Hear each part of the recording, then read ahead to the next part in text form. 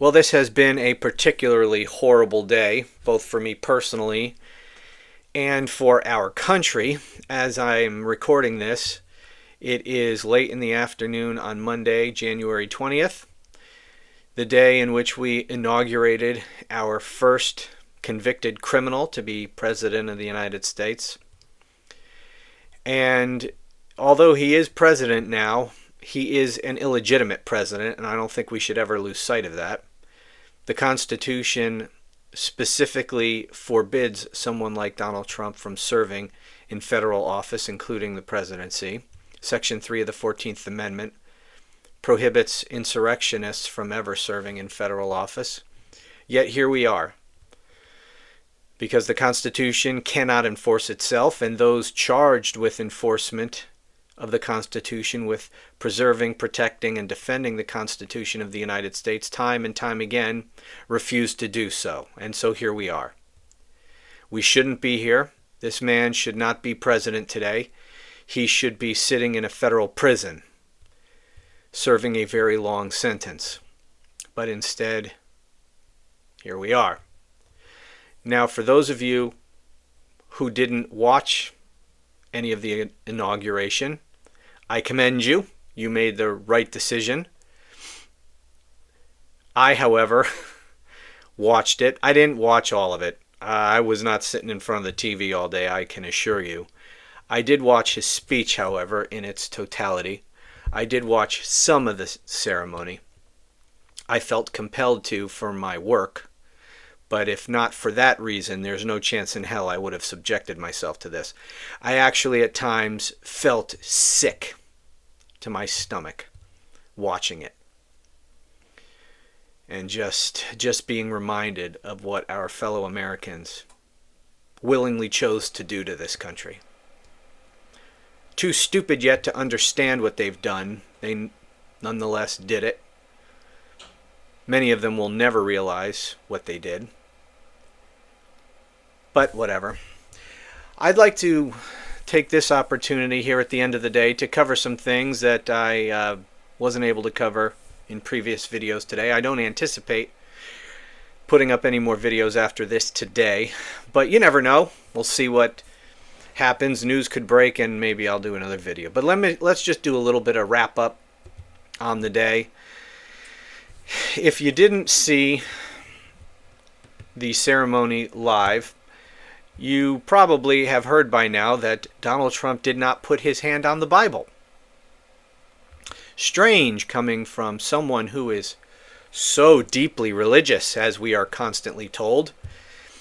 You know, his deeply religious followers tell us that he is a man of deep faith. He is a man of God. Religion is very important to Donald Trump. He was sent by God to save us, to make America great again. Actually, in one particularly nauseating part of his speech, he talked about the assassination attempt in Pennsylvania over the summer, where he was supposedly struck in the ear by a bullet. And he says that he was saved by God to make America great again. Anyway, if you haven't seen the image of that, here is Donald Trump taking the oath of office without putting his hand on the Bible. And this, I assure you, was not just one moment in time. His hand was not on the Bible at all. So there is that. What else? What else can I tell you? Oh yes, the man who represents the forgotten working class, the man of the people, who was in attendance at his inauguration, because as we know, it wasn't held outdoors for everyone to see. Oh, and by the way, let me stop right there. As I was flipping through the channels this afternoon, I noticed on, I think it was CNN maybe, there was I didn't have the volume, I don't know what the hell they were talking about. I was doing something else, but I looked at the screen and I saw the graphic at the bottom of the screen. And it said something to the effect of, the inauguration was held indoors due to the cold. And that really ticked me off. Now, it is an insignificant little thing, but to me speaks volumes about the problem that we have. And that is the mainstream media. They just report as fact whatever Donald Trump says. Whatever he puts out. And it's probably going to be the case going forward throughout the administration. Whatever the administration says, they will just report as fact. And this really pissed me off because they reported as fact, at least with their little graphic at the bottom, that the inauguration was moved inside because of the cold. No, that is not necessarily a fact. That is what Donald Trump said, that he moved it in because of the cold. I don't buy that for a second, and I doubt that many of you do either. I completely believe that it was moved inside to avoid the embarrassment of having it outside and so we can all see the small crowd that will have assembled. Because we all know that Donald Trump is obsessed with crowd size. He spent the first month of his first term, basically, whining and lying about the crowd size. Because it was his crowd was so obviously smaller than Barack Obama's inaugural crowd, and it really pissed him off. So he spent a month lying about it and having virtually everyone in his administration lie about it. His press secretary, that was pretty much all he was talking about for the first month. So we all know that this had nothing to do with the cold. The cold, more than likely, was just an excuse to move it inside and avoid the embarrassment. But CNN, or whichever mainstream media outlet, doesn't really matter, just reported as fact that it was moved in because of the cold. Because that's what Donald Trump said. You know, you could have reported accurately and said, inauguration moved inside because Trump says it was due to the cold, or Trump says due to the cold, or whatever you would write. That would have been accurate. But no, you reported as fact. Anyways, I don't want to harp on this relatively minor point, but it's just indicative of a larger problem. That we don't have a real media. We don't have a real, press corps in this country. We have stenographers. They just write down whatever Donald Trump or his administration will say and just repeat it as if it's true. No questioning. Isn't that what the press is supposed to do? Question, be skeptical, dig deep. That's not what they do. And by the way, people always ask me, well, what can we do? Well, there's a lot we can do, and I'll be talking about things as we go forward. One of the things you can do is spend as little time watching mainstream media sources as possible. As much as possible, support alternative media. Content creators such as myself and other people in alternative media who will not only report what actually happened, but talk about why it happened and what's really going on to the best that we can. Or at least question what we are being told. The press doesn't question shit anymore. You want them to return to doing the function that the Constitution gives them First Amendment protection for? We did not put the freedom of the press into the Constitution so that they can just be stenographers. Just be essentially state-run media. That's not why they have First Amendment constitutional protection. They have that protection so that they can look out for the people and question authority. They don't do that. If we have any chance of making them do the job they're supposed to be doing, then we need to stop giving them ratings. So that maybe they will realize they got to change their ways if they want to earn back the trust of the American people. Anyway, so there's that. Then we have this. Donald Trump, champion of the working man. Who comes to his inauguration? Who does he invite indoors? Because you can't, not too many people can can you fit into the Capitol Rotunda? Who gets those coveted seats? You know, because there were a lot of people who traveled a long way and spent a lot of their own hard-earned money, these Trump cultists, to come to Washington to see their Lord and Savior not put his hand on the Bible and take the oath of office. Do they get a seat inside the rotunda? Of course not. Who does? These guys. Well, let me see if I can get myself out of the picture there. These guys. The billionaire class. There we have it. There's Mark. There's Jeff Bezos, Elon Musk. There you have it. Our oligarchs. Our oligarch overlords. These are the ones. These are the people who get the seat at the table. These are the people who bought and paid for Donald Trump's presidency. These are the people who get to see the inauguration firsthand. And here they are. Here's another one. Here they are with the front row seat. There's the podium there with the seal of the president. There they are. Right there. Right next to the president. And where are all those poor schlubs? I'm having a hard time here with my computer. Anyway, where's all those poor schlubs who flew in from Arkansas or wherever the hell they came from to see their orange God King take the oath of office? Where are they? I don't know, but they're not in the rotunda. Schmucks.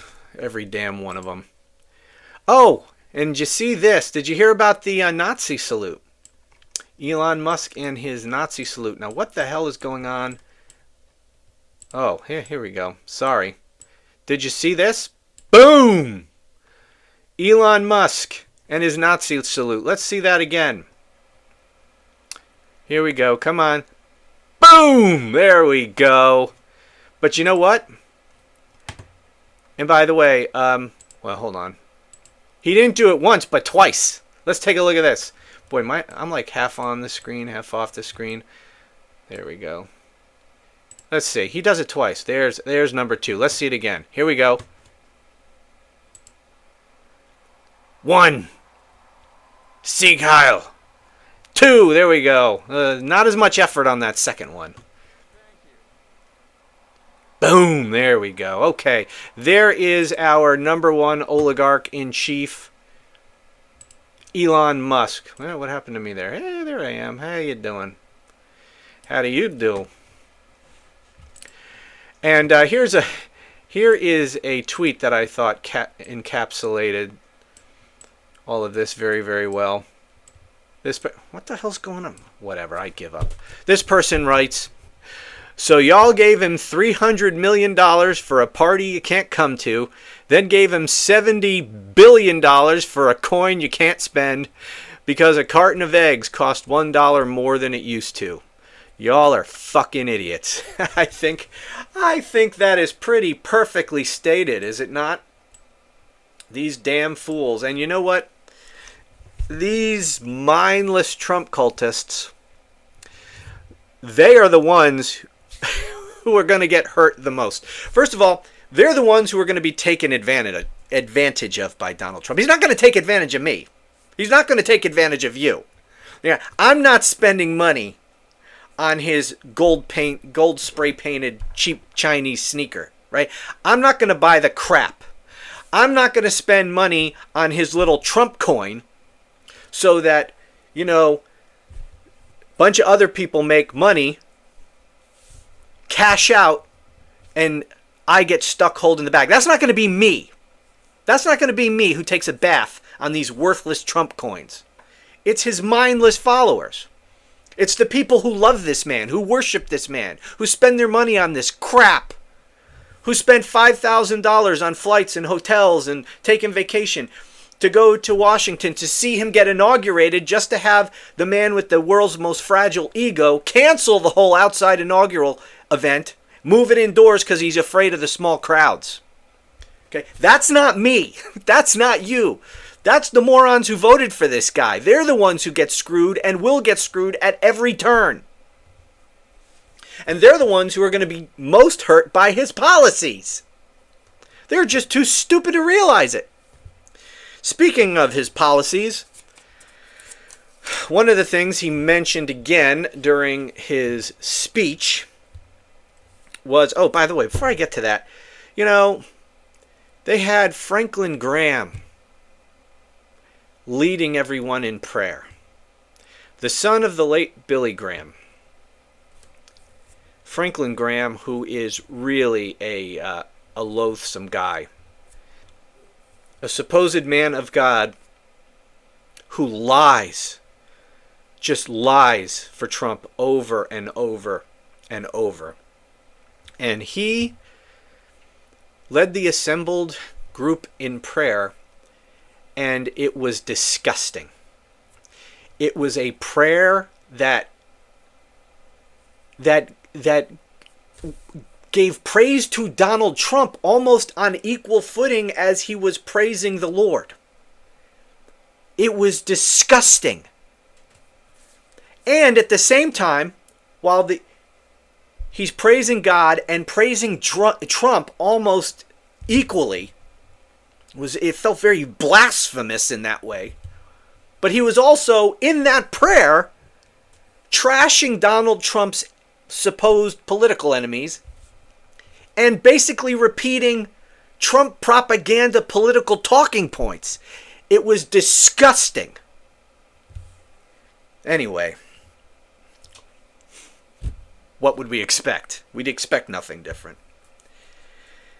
On to just a couple of the things he said from a policy standpoint during this speech. He talked about he is going to create an external revenue service. We'll have the internal revenue service, and now we'll have the external revenue service to collect all the trillions of dollars we are going to get from all the massive tariffs Donald Trump is going to impose.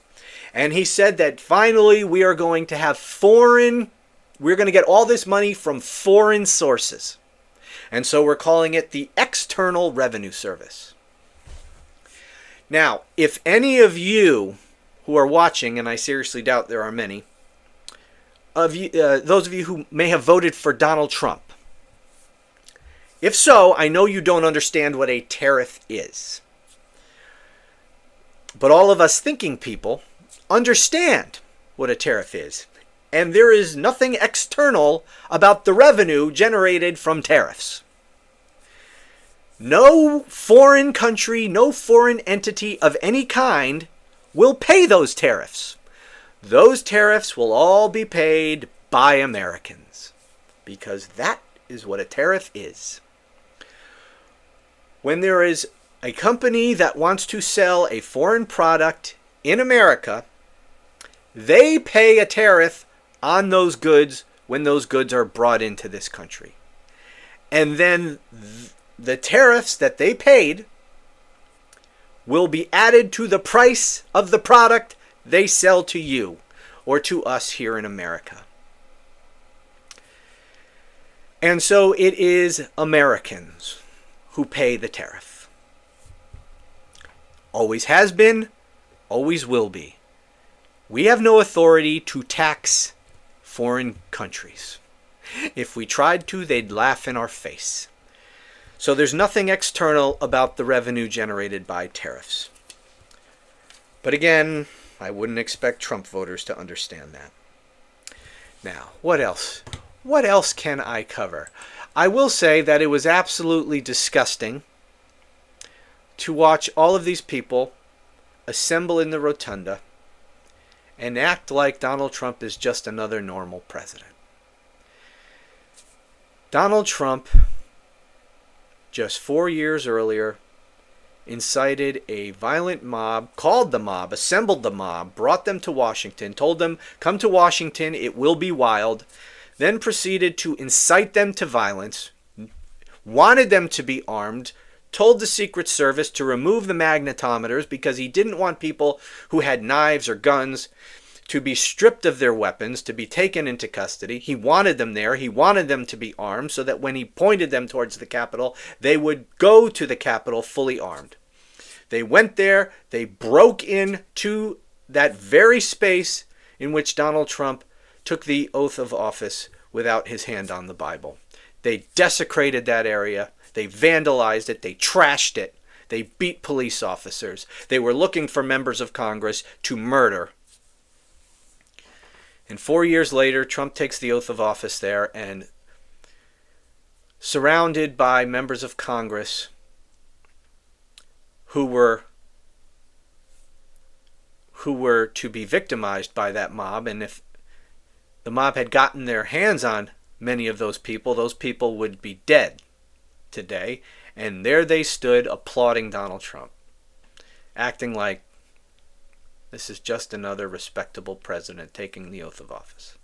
It was a sickening display. Not everyone showed up, though. I saw a statement from Alexandria Ocasio-Cortez, AOC, who said that she would not be attending the inauguration because she doesn't, quote, celebrate rapists. And I think that is that should be the position of everyone. And not just because Donald Trump is an adjudicated rapist, but because he is an insurrectionist and committed one of the most egregious crimes.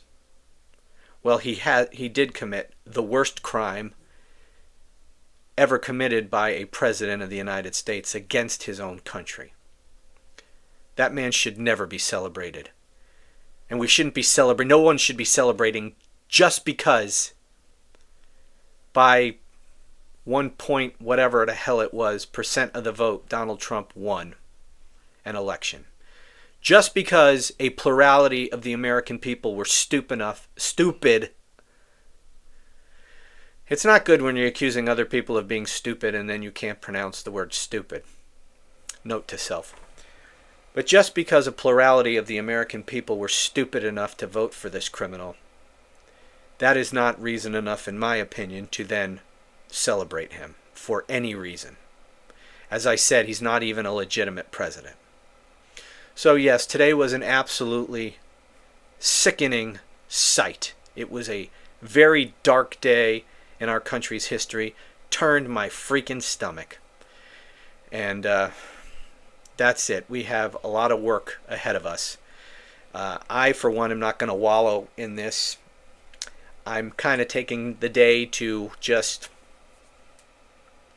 experience